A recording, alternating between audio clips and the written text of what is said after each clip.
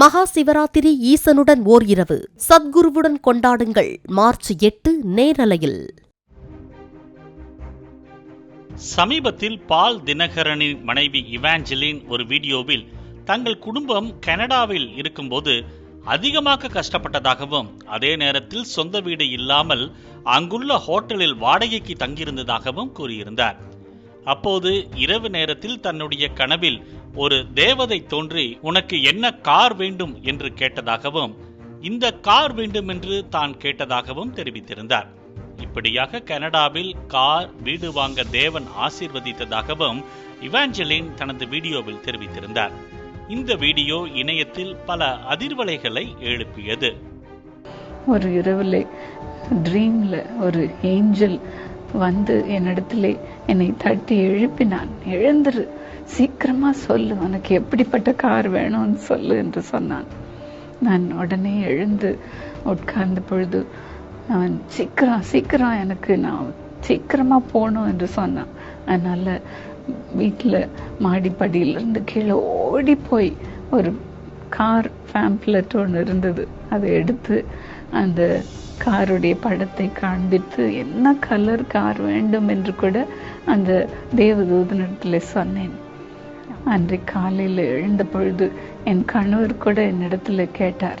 முதல் எழுந்த உடனே சொன்னாங்க, உனக்கு எப்படிப்பட்ட கார் வேணும் இவாஞ்சலின் என்று சொன்னார்கள்.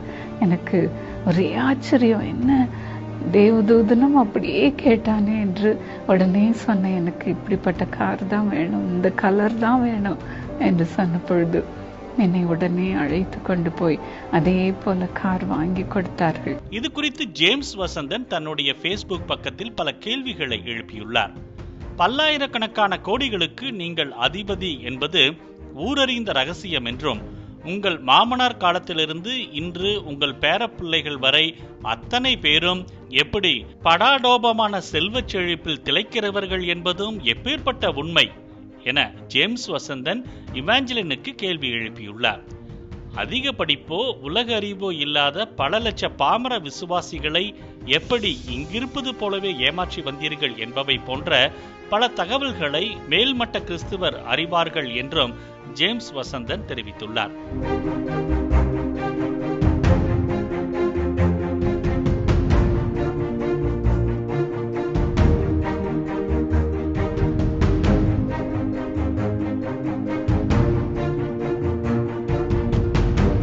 இந்த சூழலில் நீங்கள் எப்படி ஒரு வீடு கூட இல்லாமல் ஓட்டலில் தங்கியிருந்தோம் என்றும், நடிகையர் திலகம் அவர்கள் திறமையை மிஞ்சும் விதமாக குரலை தாழ்த்தி உதடுகள் துடிக்க வரும் கண்ணீரை அடக்க முயல்வது போலெல்லாம் சாகசம் செய்துள்ளதாகவும் ஜேம்ஸ் வசந்தன் தன் பதிவில் கூறியுள்ளார்.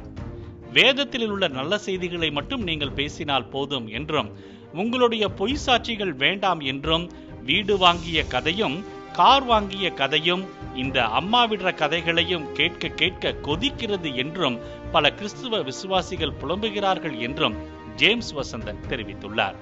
மேலும் உங்களால் தமிழ் கிறிஸ்துவ சமூகமே அவமானத்தில் குறுகி நிற்கிறது என்றும் ஜேம்ஸ் வசந்தன் தன் பதிவில் குறிப்பிட்டுள்ளார். மகா சிவராத்திரி ஈசனுடன் ஓர் இரவு சத்குருவுடன் கொண்டாடுங்கள். மார்ச் 8 நேரலையில்.